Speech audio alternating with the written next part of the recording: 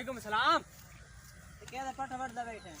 आपने पट्ठे वड़ना कहती हूँ तेरे वड़ना कहती है आपने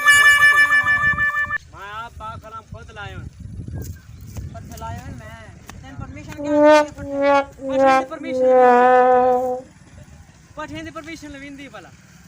तेन इजाजत क्या देते पट्ठा वड्डा ओ आपने पट्ठे वड्डन दी केड़ी परमिशन है मैंने ये भले दस आपने दी केड़ी परमिशन तू गड्डे ओ किचर सी आ गया हां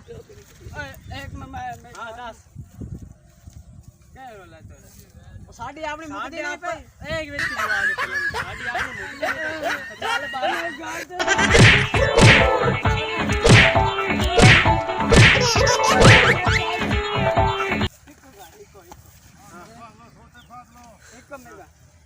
अल्लाह दिना जेम गोंगली तो ओ साडी मुकदी नहीं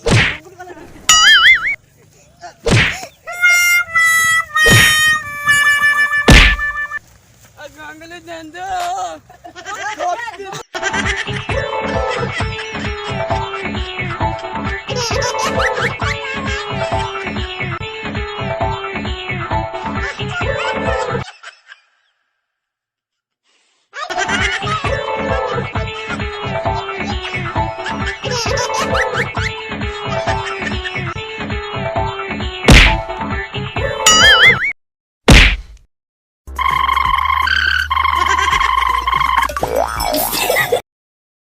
लगता ही पंदा करती है इन परमिशन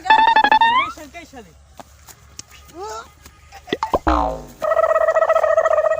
बांदरा साढ़े बाग